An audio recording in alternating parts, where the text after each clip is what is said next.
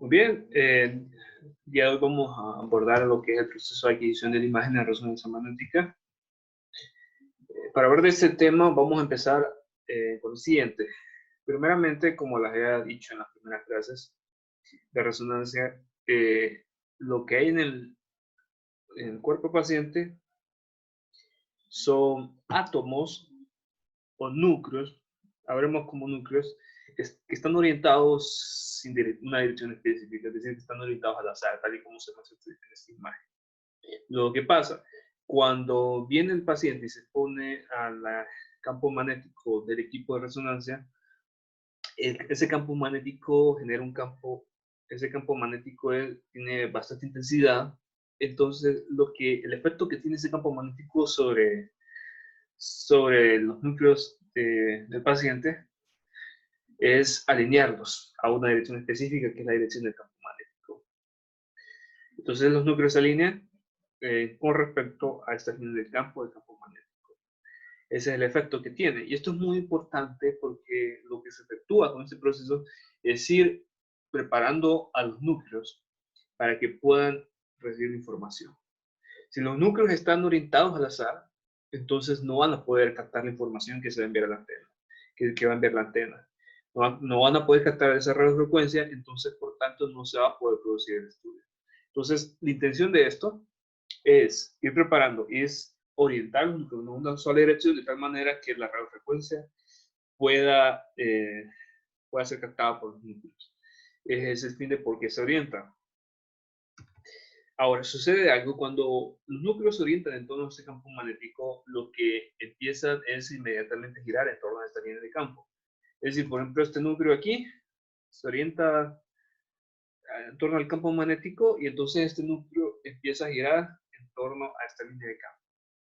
Eso precisamente es lo que sucede. Entonces empiezan a girar en torno a esta línea de campo y a este movimiento de giro lo vamos a conocer como movimiento de precesión. Este movimiento de precesión es un movimiento muy parecido al que es un trompo cuando gira. Ustedes lo pueden buscar ejemplos ahí de cómo es ese movimiento. El núcleo viene, gira y gira en torno a las líneas de campo. Ese movimiento de precesión. Ahora, resulta que ese giro es proporcional al campo magnético. Cuando el núcleo viene y gira en torno a la línea de campo, lo que se produce también es una frecuencia angular. Esa frecuencia angular lo que nos dice es qué tan rápido está girando ese núcleo. Ustedes consideren, por ejemplo, por ejemplo, considere las revoluciones por segundo que hace una licuadora, por ejemplo, o las revoluciones por segundo que hace una llanta de un carro. Ese precisamente es frecuencia angular. Entonces, ese mismo fenómeno de que un cuerpo está girando en torno a un eje es lo que conocemos como movimiento de giro, ¿verdad? Entonces, la frecuencia angular lo que nos dice es que está rápido gira ese cuerpo. Entonces, precisamente en la resonancia magnética, esa frecuencia angular es proporcional al campo magnético. Es decir, que si el campo magnético, mientras más intenso sea, más rápido va a ser la frecuencia de giro en que está girando los núcleos. Aquí voy a hacer paréntesis en algo. Quiero que en vez de frecuencia de giro o frecuencia angular le llamemos como frecuencia angular de precesión. La vamos a conocer así. Ahora, esta ecuación es la ley de Lambert y lo que nos dice es que la frecuencia angular de precesión es igual a una constante. Esta constante la vamos a conocer como constante giromagnética por intensidad del campo magnético. Esta constante giromagnética es una constante específica para distintos núcleos. Por ejemplo, para el núcleo CO23, esa constante giromagnética tiene este valor. Para el núcleo de fósforo 31 tiene este valor. Para el de protón, es decir, para hidrógeno, recuerde que el núcleo de hidrógeno es un protón nada más, tiene este valor. Y son hertz entre tiempo. Otro aspecto a aclarar es que fíjense que al momento de que el equipo emite la radiofrecuencia, no puede emitir una radiofrecuencia de cualquier valor de frecuencia. Tiene que ser una frecuencia muy específica, de tal si no es esto, sí, los núcleos no pueden absorber esa radiofrecuencia. es porque los núcleos, al momento de estar girando, se tienen que sincronizar con la radiofrecuencia que entre. Este proceso lo conocemos como resonancia. Es un nombre de resonancia magnética, el hecho de que solo sea ciertos valores de frecuencia que pueda captar los núcleos girando. Entonces, ese valor de frecuencia que tiene que emitir el equipo tiene que estar relacionado con la frecuencia angular de precesión con esta ecuación de la siguiente manera. La frecuencia angular de precesión va a ser igual a 2pi frecuencia del equipo. Recuerde que pi es 3.1416. En su calculadora usted lo va a reconocer como ese símbolo. Entonces, ¿qué pasa? Si yo quiero saber exactamente qué frecuencia es la que tiene que emitir el equipo, y esto es muy importante, la frecuencia que tiene que emitir el equipo en términos del campo magnético, lo que hago es reemplazar esta expresión dentro de esta, es decir, en vez de decir omega, en vez de poner la frecuencia angular, solo ponemos 2pi frecuencia del equipo. Entonces es lo mismo que hago aquí, 2pi frecuencia del equipo igual a la constante magnética por el campo magnético. ¿Qué es lo que hago luego?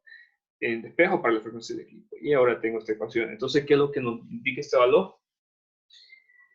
Que podemos saber exactamente qué frecuencia exactamente el valor de la frecuencia de la onda que tiene que emitir el equipo en términos del campo magnético y a través del estudio que nosotros queremos hacer.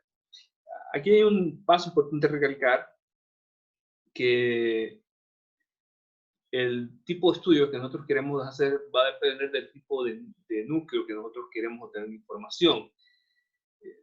Hay ciertos tipos de estudio, por ejemplo, para hacer, por ejemplo, la constitución molecular de ciertas proteínas, en el que nosotros queremos saber la información que se obtenga del núcleo de fósforo 31, o por ejemplo, la estructura molecular de la presencia de átomos de carbono en la estructura molecular de los huesos. Nosotros queremos obtener la información del carbono 13. Aquí vemos un ejemplo, el ejemplo más común, que es para obtener las gemas T1 y T2. Nosotros lo que hacemos es obtener esa información de las gemas T1 y T2 de los núcleos de hidrógeno. Entonces veamos lo siguiente. Para obtener imágenes en T1 y T2 tomamos la información proveniente del núcleo de hidrógeno. Si el equipo de resonancia magnética IRM emite un campo magnético de 1.5 teslas, ¿qué valor de frecuencia debe de emitir las antenas de radiofrecuencia para que el estudio sea posible? Entonces, como les decía anteriormente, no puede ser cualquier valor de frecuencia que emite el equipo. Ese valor de frecuencia tiene que estar conllevado con esta ecuación. De aquí donde vamos nosotros a calcular ese valor. Entonces, observen que B sub 0 es la intensidad del campo magnético, según nuestro ejemplo, es 1.5. Y esa constante, la constante geomagnética entre 2pi, nosotros la vamos a obtener de esta tabla, precisamente. Aquí está, este mismo valor, aquí está. Observen bien que estamos hablando de núcleo de hidrógeno, es decir, es protón. Ustedes cuando escuchen núcleo de hidrógeno, asimílenlo con el protón. Entonces, esa constante va a ser 42.5781 MHz entre teslas. Simplemente, ¿qué es lo que hacemos? En esta ecuación, añadimos los datos que nosotros ya tenemos. La constante geomagnética entre 2pi por el tercer campo magnético 1.5 tesla. Entonces, multiplicamos esos dos datos y lo que nosotros tenemos es ya la frecuencia que va a medir el equipo. Luego, otro aspecto más grave es que es bueno saber cuánto es la frecuencia angular de presión del núcleo. Es un aspecto físico muy importante. Nosotros lo podemos saber a través de esta ecuación, precisamente frecuencia angular igual a 2pi, frecuencia del equipo. Es lo único que hacemos es multiplicar 2pi por la frecuencia del equipo, que es la que acabamos de calcular, este valor de aquí. Entonces, eso precisamente es lo que vamos a hacer. 2pi por la frecuencia del equipo. Esto nos va a dar este valor, 401.894 MHz. Si nosotros queremos expresar esto en vez de decir MHz a Hertz, simplemente tomamos en cuenta que 1 MHz es igual a 1 por 10 de 6 Hz. Por eso esa frecuencia angular en términos de Hz. Y como estamos ahora en la frecuencia angular de presión, es más correcto en vez de decir Hz, radianes por segundo. Simplemente es un detalle que quiero que vean, que en vez de decir Hz, expresemos radianes sobre segundos y tenemos este valor. Esta es la frecuencia angular de precisión. Otro aspecto es que cuando el equipo emite la radiofrecuencia a la frecuencia correcta, a la frecuencia indicada, van a ir los núcleos y van a absorber esa radiofrecuencia. Entonces, cuando absorban esa radiofrecuencia, el cambio que habrá en los núcleos va a ser un cambio de orientación. Observen aquí, antes de absorber la radiofrecuencia y después de absorber la radiofrecuencia, hay un cambio de orientación. A este proceso lo conocemos como proceso de excitación. Es el proceso en el cual los núcleos vienen, absorben la radiofrecuencia y como resultado cambian de orientación. A eso lo conocemos como proceso de orientación. Lo siguiente es, antes de continuar con esto, es el origen de la magnetización. Fíjense bien de que como en este ejemplo, como el efecto que tiene el campo magnético sobre una gran cantidad de núcleos es orientarlos a una sola dirección, aquí es cuando surge precisamente el concepto de magnetización. La magnetización podemos explicarla de esta manera, que es la tendencia que tienen ciertos materiales a interactuar bien con un campo magnético de un imán. Por ejemplo, materiales como el hierro o el níquel interactúan muy bien, se van a atraer hacia un imán porque tienen una alta magnetización y esta magnetización va a depender de la estructura de la composición de núcleo que tenga ese mismo material, es decir, de la orientación. Materiales como la madera o por ejemplo el plástico tienen bajo nula atracción a un campo magnético precisamente porque tienen baja magnetización. Entonces, materiales que se atraen al campo magnético tienen alta magnetización y materiales que no se atraen al campo magnético tienen baja magnetización. Es esa misma propiedad que vamos a ver aquí en resonancia magnética.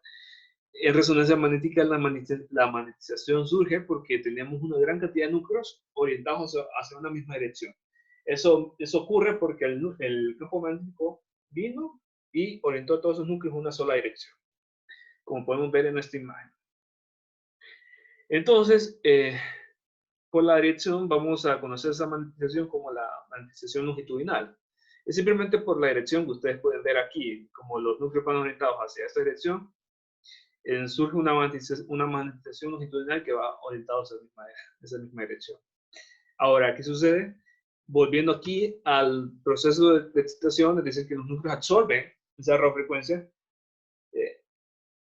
viene y el mismo efecto que tiene esa radiofrecuencia al ser absorbida por un núcleo, va a tener el mismo efecto sobre una gran cantidad de núcleos. Entonces, es lo mismo que pasa. Viene, y este ejemplo aquí lo que indica, esta figura aquí lo que indica es que los núcleos ya absorbieron la radiofrecuencia y cambiaron de orientación. Entonces ahora, en vez de decir una magnetización longitudinal, porque ya no está hasta esta dirección, ahora los núcleos están hacia esta dirección.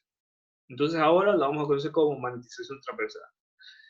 Y ese cambio de orientación precisamente surgió porque esta gran cantidad de núcleos vino y absorbió la radiofrecuencia.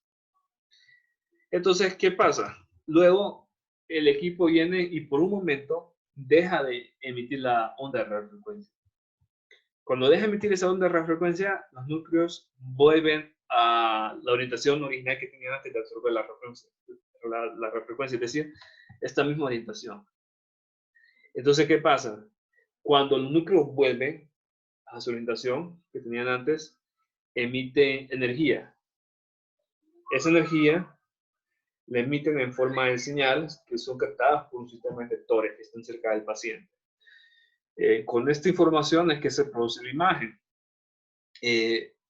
Este paso en el que se vuelve a una magnetización longitudinal, es decir, que teníamos una magnetización transversal porque los núcleos absorbieron la radiofrecuencia y se deja emitir la radiofrecuencia y ahora vuelve una magnetización longitudinal. Este proceso se le conoce como proceso de recuperación de magnetización longitudinal.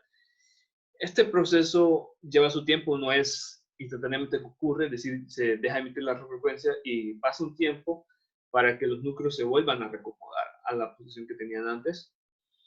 Específicamente hay una ecuación que nos dice a qué ritmo se va a ir recuperando esta magnetización longitudinal.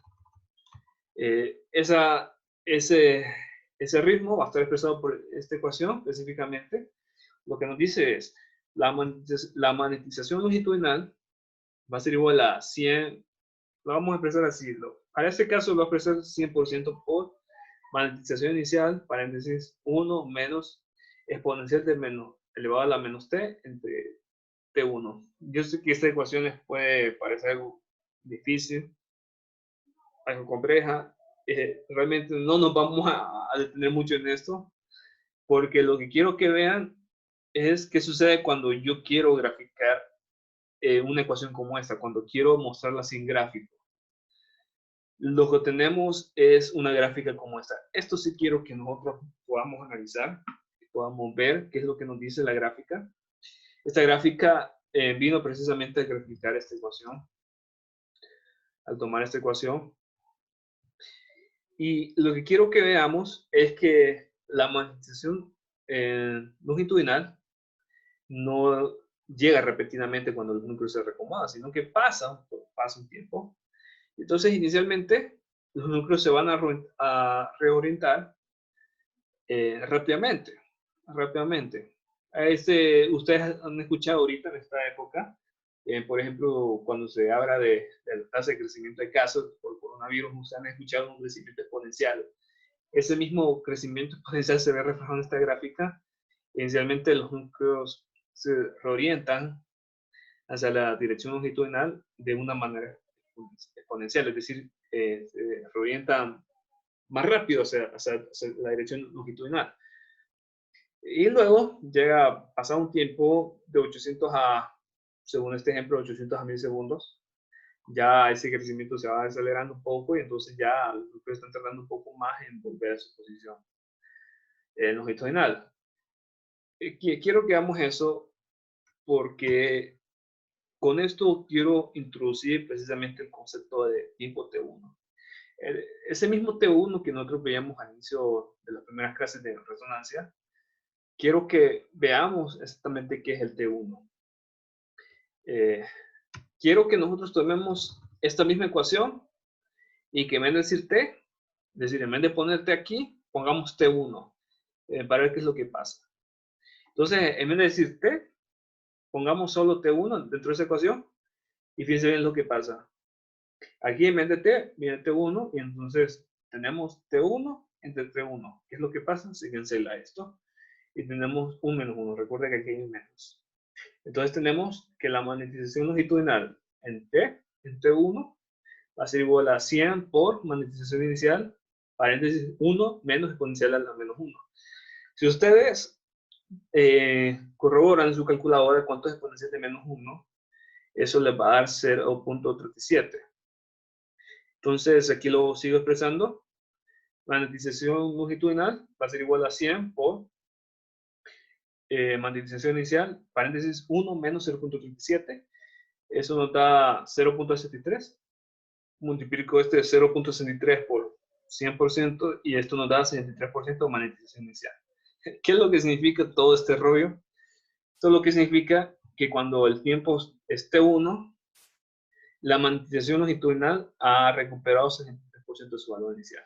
Solo quiero que vean eso y es precisamente lo que es el tiempo T1. El tiempo T1 es el momento, es el tiempo en el que la magnetización longitudinal recupera el 63% de su valor que tenían los núcleos antes de que cambiaran su orientación. Es eso lo que significa, es decir, que vienen los núcleos, estaban en esta orientación, se deja emitir la radiofrecuencia y ahora vuelven hacia la magnetización, hacia la dirección de la magnetización longitudinal. Es decir, que quieren volver hacia su dirección original, entonces quieren llegar hasta esta dirección. Entonces, el 63% del avance es lo que conocemos como T1. Es eso precisamente el concepto de T1. Ahora fijémonos bien en esta ecuación. Esta ecuación esta es una constante, claramente. Es diferente para cada tejido. Es diferente para cada tejido. Esto no va a depender del tipo de tejido u órgano. En general, va a depender de la susceptibilidad magnética que tenga ese órgano o tejido.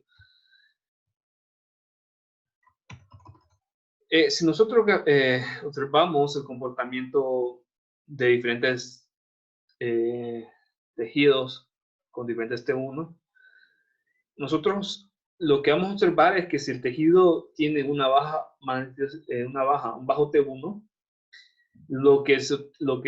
tiene ese tejido es alta magnetización, es decir, una mayor magnetización. Observemos aquí un bajo T1, la gráfica es más alta, esta curva aquí es más alta, la gráfica es más alta, y esto lo que permite ver es que la magnetización va a ser más alta. Ahora, ¿qué pasa?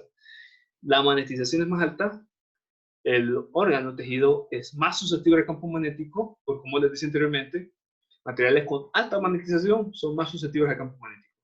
Entonces, ¿qué pasa? Ese órgano tejido va a aportar más información al estudio, y lo que se va a observar en la imagen va a ser una tonalidad más blanca, es decir, una tonalidad hiperintensa. ¿Qué pasa cuando ese tejido tiene un alto T1? Tiene una baja magnetización. Observen bien que la curva está más baja, esto quiere decir que el porcentaje de magnetización es más bajo. Entonces, ¿qué pasa?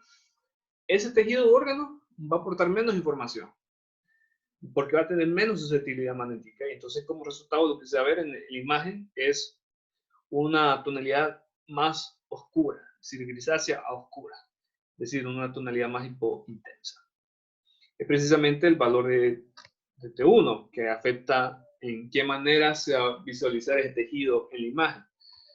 Si seguimos ese patrón, lo que vamos a obtener es lo siguiente. Tenemos, por ejemplo, aquí una imagen de modo T1. Esa imagen de modo T1, las regiones hiperintensas se van a ver hiperintensas porque el valor T1 de ese tejido u órgano es bajo. Es precisamente por eso, es bajo. Las regiones hipointensas, por ejemplo, la materia gris o los fluidos, se van a ver de ese color porque tienen un alto T1. Entonces, ¿qué significa esto? Eso es lo que significa que regiones hiperintensas se ven así por el valor de T1 que es bajo. Regiones hipointensas se ven así por el valor de T1 que es alto. Esto claro en una imagen de T1. Ahora abordemos otro detalle, y el hecho de que cuando se está recuperando la magnetización longitudinal, se está perdiendo la magnetización transversal. Esto es porque, precisamente esto es porque ocurre el proceso simultáneamente. Veamos aquí. Aquí vienen los núcleos, absorben la radiofrecuencia y entonces cambian de orientación. Y vuelven a esta orientación. Pero ¿qué pasa con la magnetización transversal? Ya no está aquí, ¿verdad? Desapareció. Es precisamente eso. Ahora, como lleva un tiempo en el que la magnetización longitudinal va creciendo, también lleva un tiempo en que la magnetización transversal va disminuyendo, es decir, va decayendo. Específicamente, si nosotros queremos ver eso expresado en una ecuación, esta ecuación va a representar la manera en que va a decaer la magnetización transversal.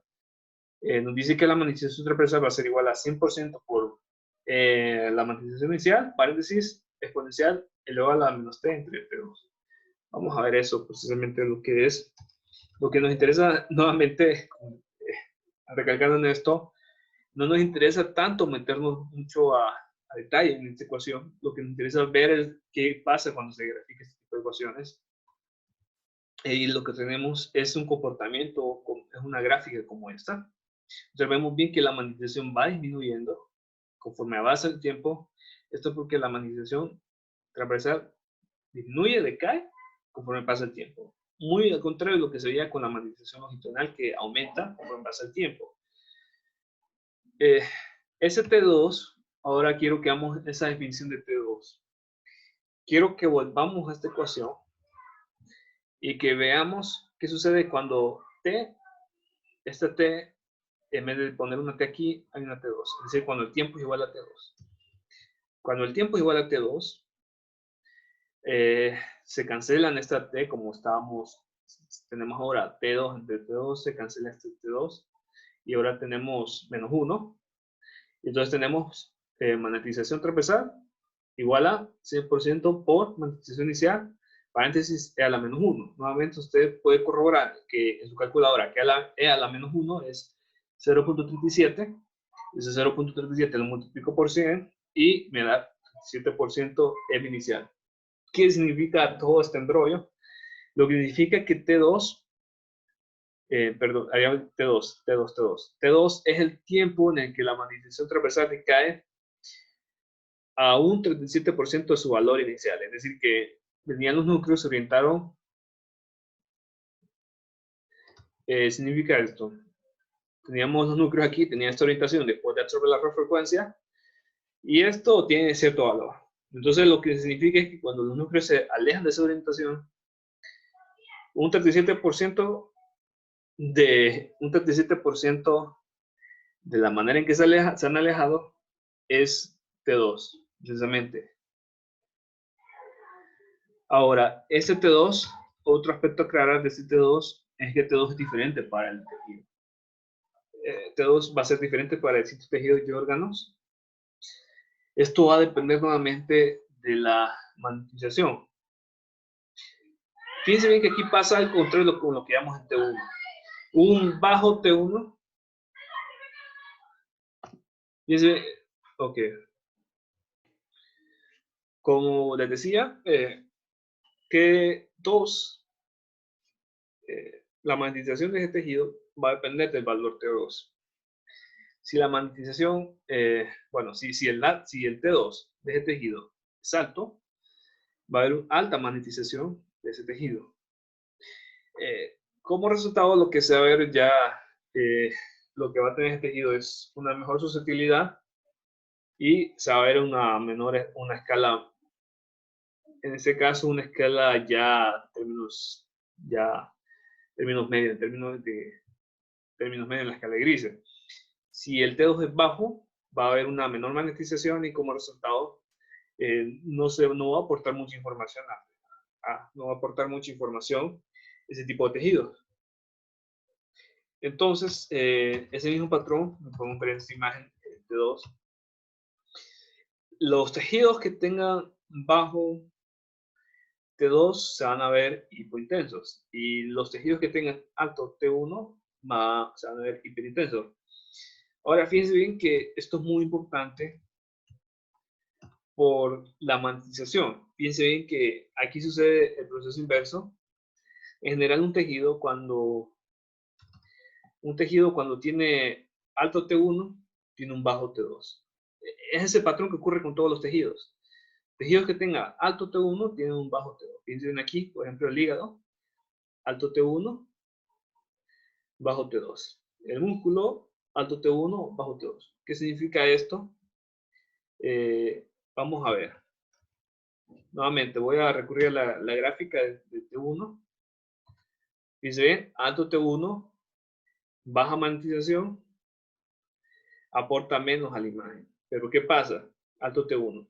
Es el mismo tejido con alto T1, en T2 va a ser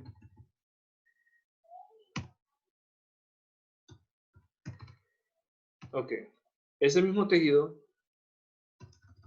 en T2 va a tener el proceso inverso. Es decir, que si en T1 no aportaba mucha información en la imagen, contrariamente, si no aportaba mucha información en la imagen, el proceso contrario, lo que se va a ver es que va a aportar más información en la imagen en T2. Es precisamente eso. ¿Por qué visualizamos diferentes tipos de modos de imágenes en T1 y T2? Esto es porque si un tejido no aporta mucha información en T1, puede aportar más información en T2. Entonces, es por eso que se llevan a cabo ese tipo de modos de imágenes para distintos tejidos. Cuando un tejido no aporta suficiente información en T1, puede aportar más información en T2. Precisamente por el proceso inverso de orden. Es debido a eso Otro aspecto a aclarar es el tiempo TR-TE. Bueno, como ustedes lo habrán leído tal vez en el documento, y como habrán visto en los videos anteriores a esta clase, es que en estudio de resonancia conlleva varias pulsaciones de radiofrecuencia, es decir, están emitiendo constantemente varias pulsaciones de radiofrecuencia. No es solo una vez que se emite la radiofrecuencia, sino que son varias. Esto debe ser así porque a más información suministrada se está estructurando a más detalle un volumen, se está estructurando a más detalle más información, entonces se necesita emitir constantemente varias posiciones de radiofrecuencia. ¿Qué es TR entonces? TR o tiempo de repetición es el intervalo entre los pulsos de radiofrecuencia. Es eso. Si lo vemos un poco más técnico, el TR va a ser el tiempo que decae la magnetización transversal y se recupera la magnetización longitudinal. Esas son dos maneras de definir TR. El TE es el intervalo de tiempo entre los núcleos en el comienzo del proceso de relajación, es decir, cuando se empieza cuando se empieza a decaer T2 y cuando se empieza a decaer T2, los núcleos vuelven a su orientación inicial y en ese proceso emiten energía hacia afuera del núcleo, hacia afuera del paciente, y entonces toda esa energía es detectada por un sistema de detectores. Entonces T va a ser precisamente el tiempo que transcurre, el tiempo en el que empiezan a decaer el tiempo precisamente en el que empiezan a orientarse los núcleos hacia su posición inicial, y el tiempo que tarda esa señal en recibirse por los detectores. Eso es precisamente el tiempo T. Ese tiempo T y TR van a ser parámetros que van a depender del tipo de imágenes que nosotros queremos tener. Para obtener una imagen en T1 se suele trabajar con un T corto, es decir, un tipo de eco corto y un TR corto. Para obtener una imagen de densidad protónica se suele trabajar con un TR largo y un T corto. Un T largo y un T corto no va a dar ningún tipo de imagen, y un T largo y un TR largo va a dar una imagen T2. ¿Por qué esto sí? Estos son por unos aspectos muy a detalle que no veremos en esta clase. Son cuestiones ya bastante técnicas de detalle que por lo menos no se verán en esta clase. Bueno, finalizo todo. Esto es todo por esta clase. Espero que esta explicación les ayude a su estudio.